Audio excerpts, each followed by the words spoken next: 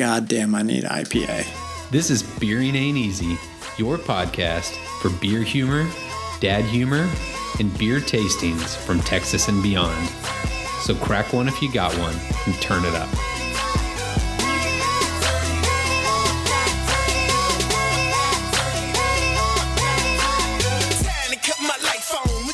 Welcome to Beering Ain't Easy, Season 2, Episode 23, with Ryan and Drew. And Adam. I'm back, bitches. He is back, ladies and gentlemen. There he is. So we have a big, momentous occasion today. August 11th marked the 2-year anniversary of the Beering Ain't Easy podcast. And so we had to bring original founder Adam back on the show to talk about a few things. We've got some pretty big reveals and topics to bring to you today, but I think, Ryan, you had some sort of a story that you wanted to hit us with early on? I'm coming in off the top rope today. I'm Adam, I'm glad you're here. I know Drew's not going to tell me straight, but Adam, I know you'll give me your honest opinion, so I need your guys' feedback on a situation I was in. On brand, this is a bathroom etiquette related question. Of course it is. So Drew and I went to the St. Arnold's beer tasting a couple of months ago. I think it was about 2 months ago. So it's getting towards the end. I'm walking in the bathroom. A guy's trailing right behind me walking in. And I walk in and there's 3 urinals. There's the 2 normal size, and then there's like the short one that's in every bathroom. I walk in, there's a dude on the one side, on the high side, and then there's the middle one and then the short one. The dude was right on my backside. So I was like, all right, we're going to the urinals. I might as well take the high one and not that weird short one. So I go to the middle high one, and he walks right behind me, goes into a stall. So now I'm standing next to this other dude. I took the middle urinal. Oh, boy. So did I really breach etiquette here, or is it kind of no harm, no foul? Like, oops. I need to hear your guys' thoughts on this. Like how close was this guy trailing behind you? He was probably like 2 feet behind me, like to the point where like I didn't feel comfortable like slowing down to evaluate. He was like right on my ass. I'm fascinated that this other guy went to the stall to piss. Yeah, I mean, clearly it's been 2 months and this has been eating away at me. I don't know what I was doing. I don't know what this other guy was doing. Like, clearly I'm very uncomfortable with this whole situation. See, if I was in your situation, I would have been intensely listening for the piss sound in the stall, because I'd be fascinated to know if this guy just didn't want to piss next to me and he wanted to go piss in the stall, or if he was taking care of business in the stall.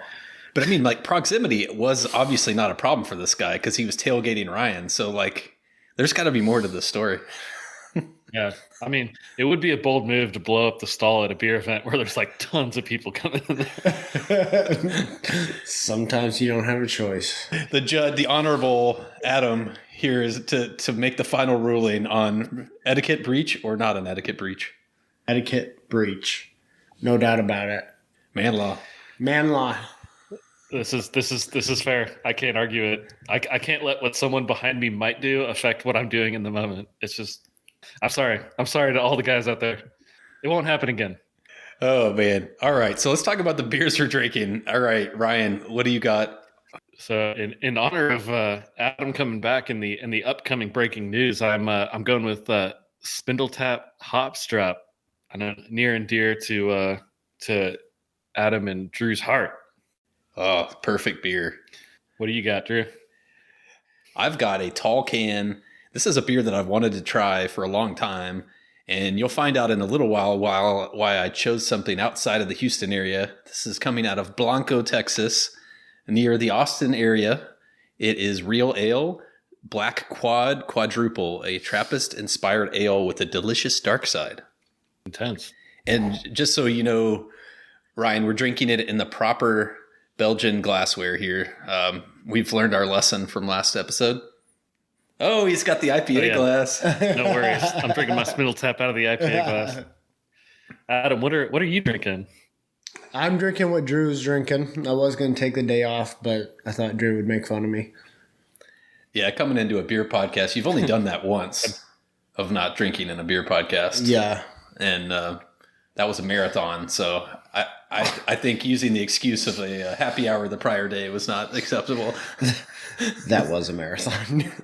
What went down yesterday was a marathon. And what was the event yesterday, Adam? Well, the event was my going away party at work. So we're packing up our shit and getting the fuck out of here. So this is a sad moment for the Beering Ain't Easy podcast. As co-host, Adam will be moving to the Austin area for bigger and better things, but he has now added to his list of roles for the podcast as the Austin correspondent. Austin correspondent. We're expecting regular updates. Regular updates and shipments.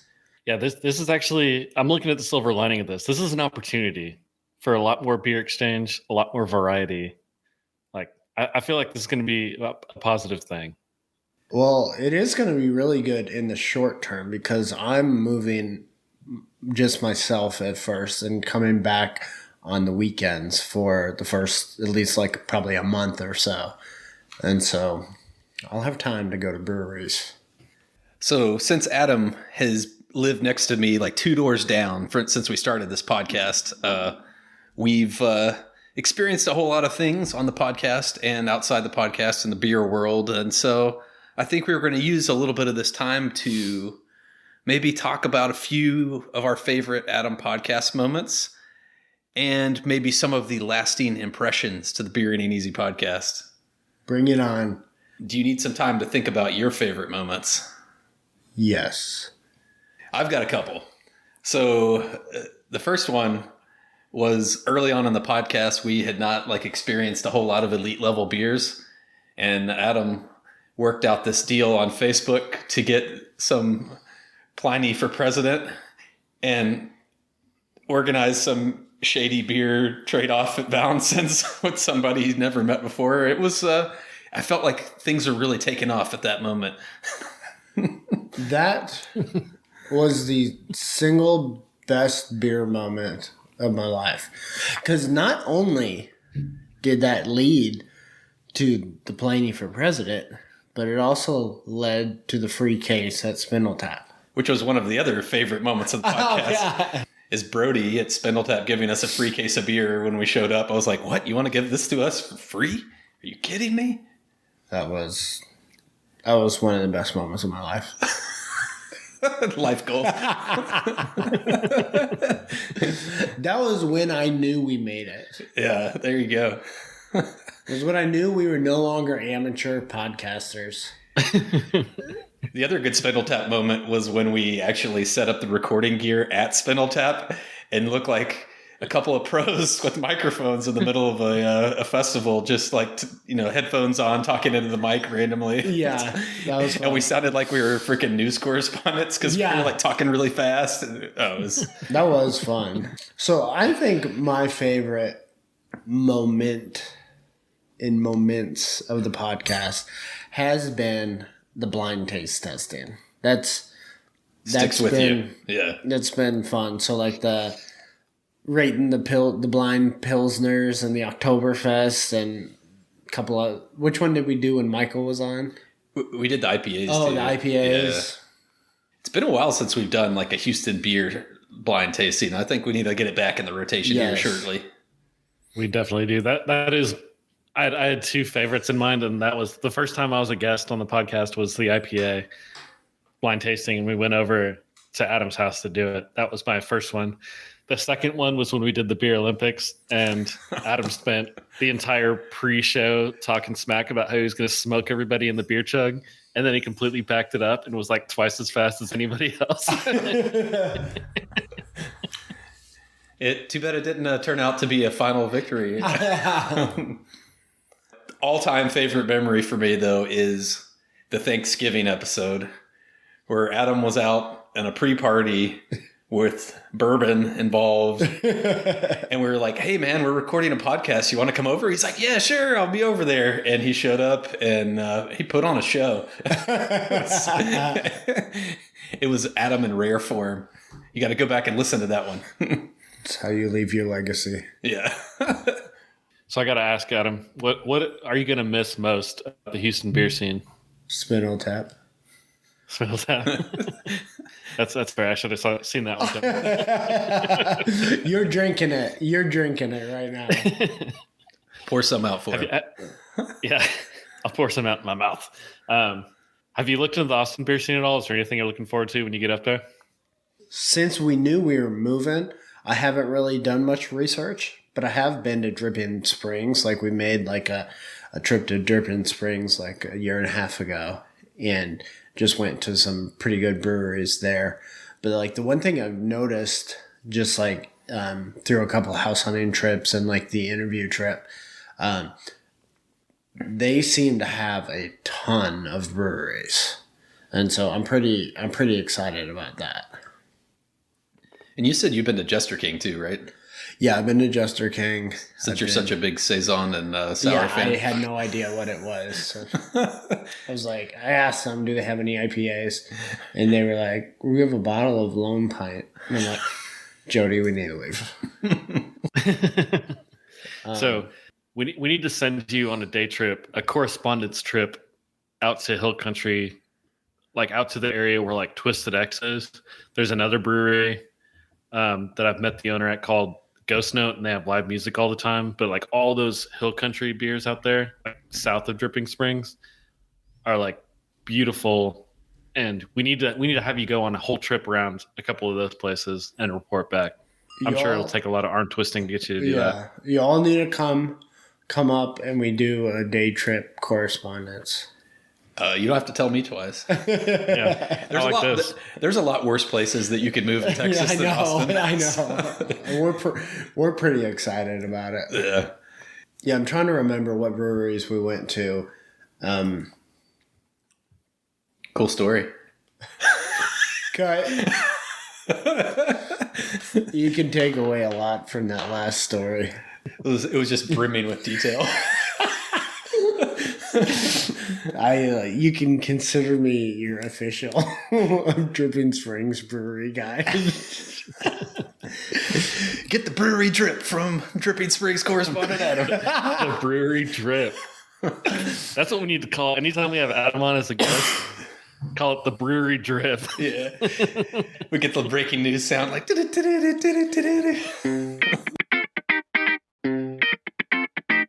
When I think Austin beer, like the one that like jumps out to me that I feel like we don't get enough of in Houston from a distribution is not, we get plenty of Live Oak, but we don't get the pre-war pills very often. And that was like a couple years ago was like my favorite Pilsner of all time. So I am a little jealous that you'll probably have a little better access to that one. Oh yeah. I've always liked this beer from Austin, but now that I've declared this the summer of Saison and I've come around to more of these tart beers and stuff, is Blue Owl, which does like kind of the sours, but it's all like, you know, very light and just like a little bit of tartness on the end, like, you know, very mild kind of sours. And I'm pretty jealous. Your first trip back, Adam, you're gonna have to bring some of that back for us. Done. This beer that we're drinking, this Black Quad, this is like one of the darkest quadruples that I know. It is. I mean, no joke, man. This is a Black Quad. Yeah. It's good though. You're sweating intensely. I am, man. Like I am like covered in sweat. What is going on?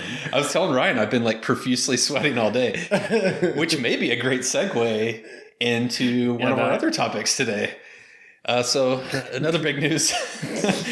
I turned 40 this week. So, and apparently when you turn 40, your whole body just goes to shit. I was going to say, I love the fact that you said that because before you showed up, he was telling me about how he couldn't stop sweating. I literally like, I lowered the AC down like 3 degrees and I've just been like sweating through my clothes. I don't know. I can't control my body temperature. I kept seeing something like on your forehead and I was like, it looks like he has glitter. And then I was like, holy shit, that's sweat. Like, what the fuck is going on, Drew? So topic for discussion, getting older and drinking. How has it personally affected you? Well, this morning it affected me a lot. The hangovers are just so much worse. So, yeah, we had for my going away party at work, we had a pretty, I don't know that happy hour is even the right terminology for what went down yesterday. Yeah, it was beyond happy. It was an ecstatic hour. Yeah, it was. When you, like the day after you've been drinking, now that you're a little, you're in respectable 30s. Yeah. Does it not piss you off the next day when you're like, man, used to I'd be like bouncing off the walls, and it's like your mood is down, you're like upset, you're cranky with your kids, and you're just like overall cantankerous. You're like, what the hell, man? This is like, it almost like makes you wonder, was this worth it? Oh, I know. That's all I was thinking today. I was like, I just wasted a total day. Yeah. Like I accomplished nothing today. Like I just felt like shit, and like just doing anything was hard. The whole day, all I could think about is like looking forward to tomorrow. But since you've lived more years on the earth, that's less of a percentage of your life that you wasted than it would have been previously. Yes. So I do have one comment in this space is like, Ryan's a little younger, I'll say a little younger, a decent amount younger than me. And I would always look at him and his wife, Allison, and they would drink me under the table every time we would do a family event. And then it seemed like they were unfazed the next day, and they would be like pulling out more beers. And I was like, oh my God, to be young again. But I started seeing some signs of cracking recently. Last time we were on a little trip, I noticed that Ryan and Allison there was a day there where they looked like maybe the world was getting the better of them. So I think, I don't know, Ryan, what do you think? Is it starting to catch up with you too? I'm going to be that dad and just throw my child under the bus. It's my kid's fault. She's been doing like sleep strikes. She wakes us up in the middle of the night. She refuses to go back to bed. So we're not hungover. We're tired, sir. Classic. Oh my God. That just reminds me of the story. Like my best friend from high school, Tommy, we didn't do a lot of drinking in high school, but we went on a road trip, our senior year of high school. And we went and we played Hey Mister at a liquor store where we, got someone to buy some liquor for us. And so we were like drinking really for the first time together. And like, he was just, we were all acting a fool because it was like the first time we were really drinking. And he had some like Cokes too. And he just kept saying that whole night, it's like, no, man, it's not the alcohol, it's the caffeine. And he just like, he stuck to that the whole day. And so that just reminds me of Ryan's sad excuse there that he's blaming his kid on this. So like strategies, as I've gotten to the point where I'm 40, where I still want to drink a lot of craft beer. I want to go to a lot of breweries. I want to enjoy it. But I feel like there's a lot more strategy involved to make your next day a lot better.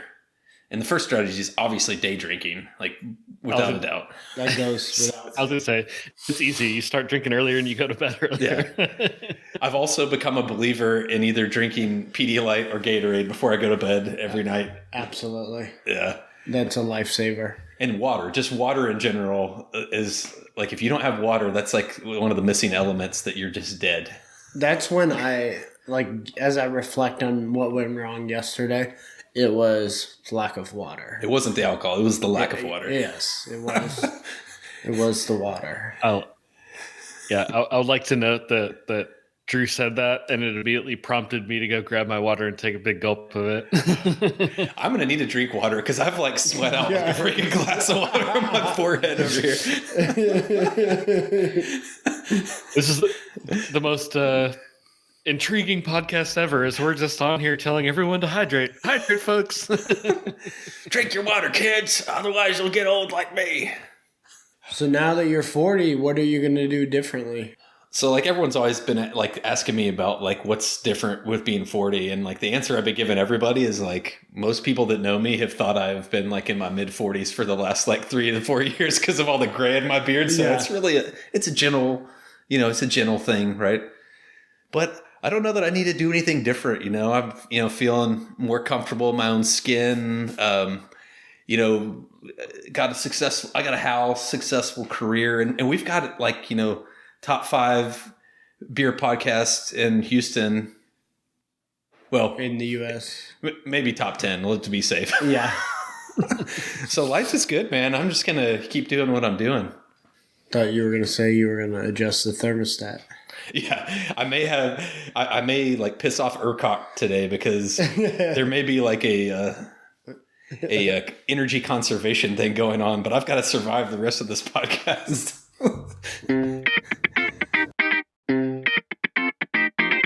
Now that we've talked about our 2-year anniversary, what is the best beer you've had on the podcast? Like actually sitting on the podcast. Yeah. Like, what is the best beer you've drank during this podcast? I still got to go back to that Pliny for President, man. That beer was just, I don't know what it was, but it was magical.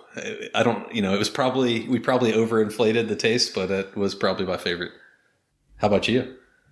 There's 3 that stand out to me. Pliny for President, in terms of like a West Coast IPA, without a doubt the best West Coast IPA. Candy Green. Oh, yes. We had, because I think we had some that Candy Green that was like just real fresh, and then we had some that was aged properly, that like 6-week time frame, and it was magic. Yeah, it was magical. And then Plaid Habits. Ooh, yeah, that was a really good. That was the brown ale, right? Yeah, it was like the it was the Boulevard barrel aged brown ale, and that was I still have one for the books. Still have a couple in the fridge. Yeah, if you need to offload those before you move to Austin, you know where to drop those bad boys off. Ryan, do you have any that just stand out to you? Man, you guys fired off all your bullets before I joined. I didn't get to try any of those awesome ones. I mean, I've tried some great beers. The ones that come to mind is like obviously like the winner of the pills, the Little Snack. Ooh, yeah. The winner of the IPA challenge, the Hipster sauce. Like nothing exotic, but like it makes me think back to like doing all these tastings and realizing that every beer we have out of Houston is pretty damn good. We're pretty lucky here in Houston with the beer scene we got. Not to like wax poetic about what we got going on here, but I'll be the judge of that over the next year when he gives us the Texas strip or whatever. Yeah, the Austin drip, the Austin drip. Yeah, I guess we have gotten, like, we've let our guard down a little bit. We haven't been bringing on a lot of exotic beers on the podcast. We've been grabbing, like, whatever's in the fridge. So maybe that's a post-40 thing here, is that Ryan and we need to get on some of those, like, beer websites and get some, like, Treehouse and we gotta get some, like, funky shit, man. You've been following Dave's boys too closely. Yeah. I've actually never had a Treehouse beer before. Have you? I have not either. Yeah, it's like apparently all the rage, and I just want to know. We need to set up like a vertical tasting at some point, and then we also need to do like a blind tasting of some barrel aged stouts or something. Maybe this winter we need to like try to set that up. Like do something like a little more intense than these normal styles we've been doing. I like it. The 2-year anniversary, I don't know if our loyal listeners probably remember that we started the HTown Brewery Challenge a year ago with the intent that we'd have all the breweries licked by the end of this year. So we still have time. But we may not have hit quite as many as we thought we would, mainly because of Adam. I blame Adam for this. But Ryan, what is our percentage? Where are we at? We're at 60% as of today. Of all breweries within 50 miles of Houston. And I will say that Ryan has taken this challenge on his shoulders and is basically carrying the weight of all of us. Thank you, Ryan. 60% is actually more than I would have expected. And we've been tempted this whole time to give ourselves credit for breweries that we've been to prior to the challenge, but we've been holding to our ethics. So I still have not checked off at least a half dozen breweries that I've already been to, but I just need to go back. Yeah. I was going to say, if we included ones we had been to previously, we'd be like, way higher. 80% by now. Yeah, we've been to 39 of 65. That's pretty good. That ain't bad. But we do have our work cut out for us if we're going to make the end of 2023 topic.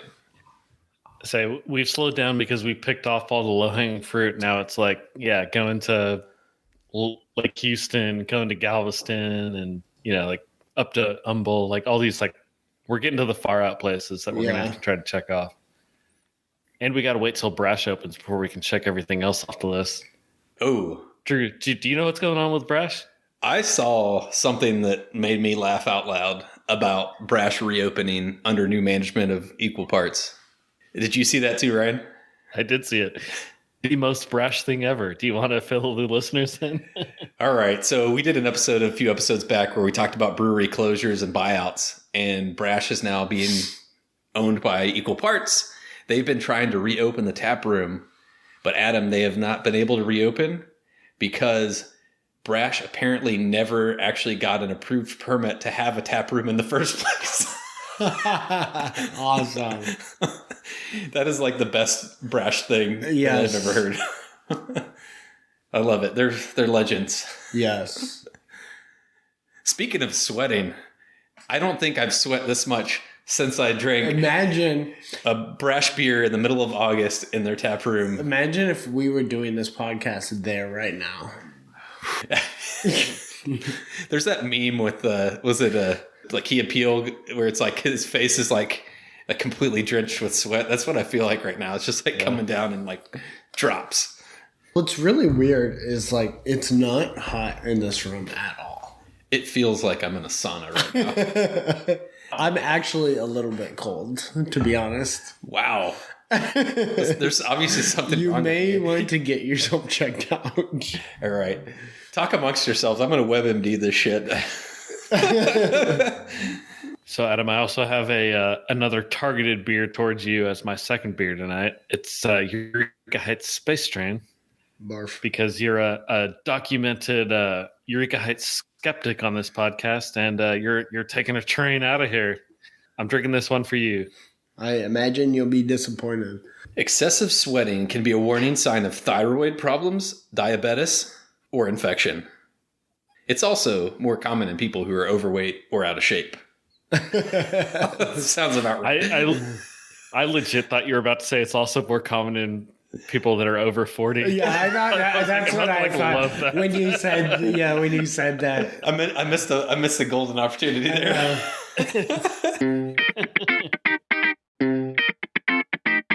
All right, before we close out this episode, it has been a really long time since we've touched base with the HTown Brewery Challenge. Touch base is something you say when you're over 40. Just wanted to point that out. Base.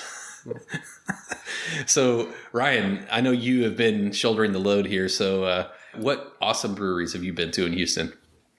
Yeah, when I got off work today, I had some free time. I went down to the Heights and I went to a spot called Big Owl Craft Brew House.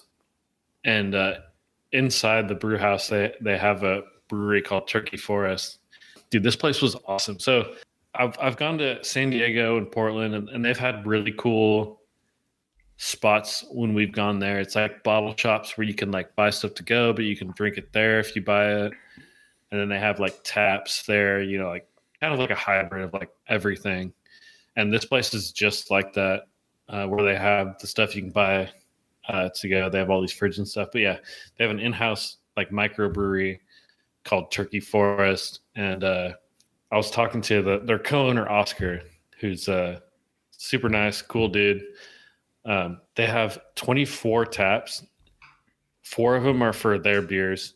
But overall, they have 18 of them are local. One of them's from Austin and one of them's from Dallas. So 20 of their 24 beers are Texas beers. So they're like repping Texas beer, and it's really, really cool. Nice. I had their IPA. That was really good.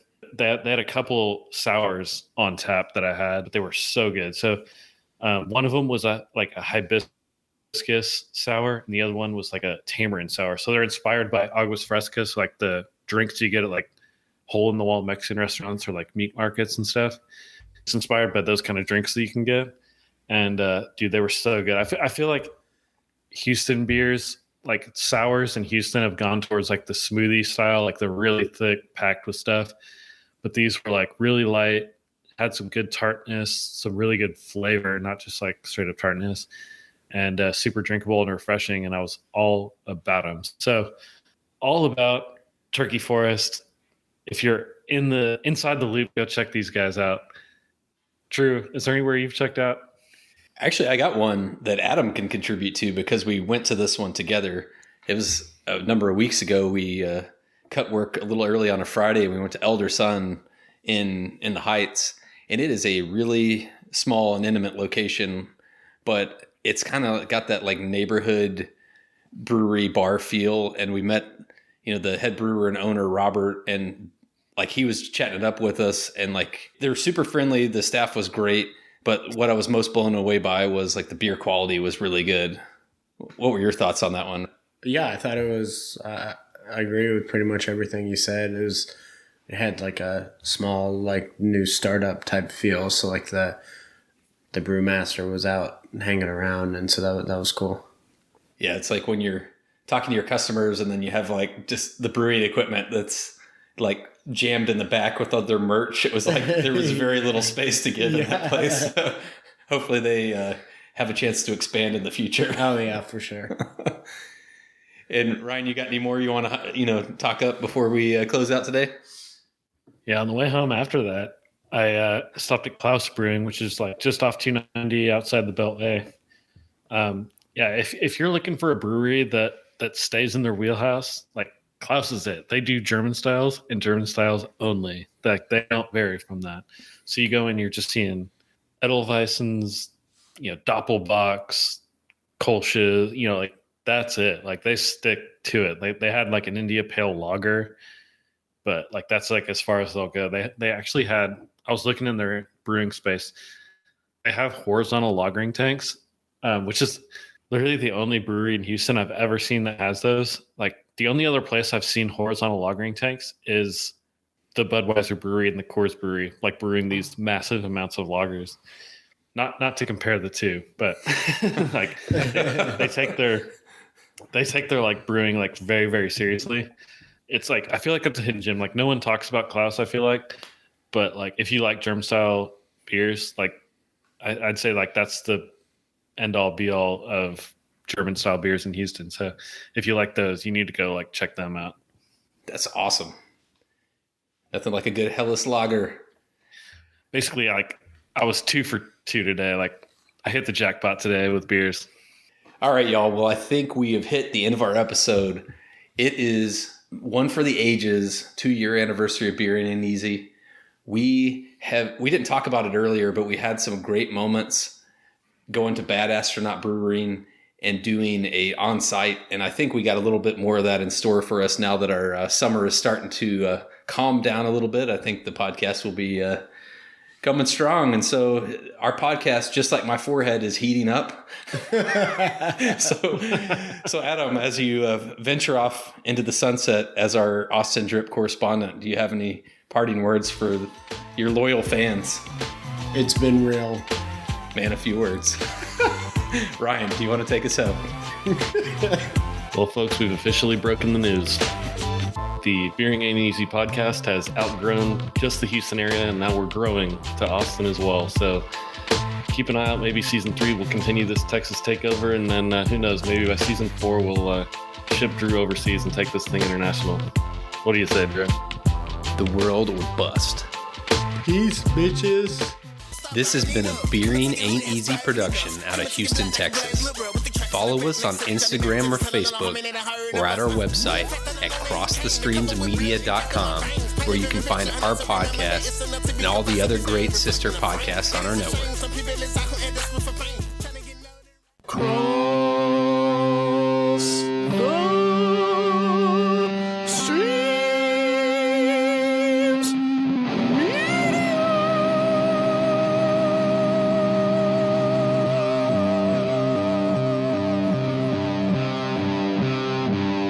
This has been a Cross the Streams Media Podcast.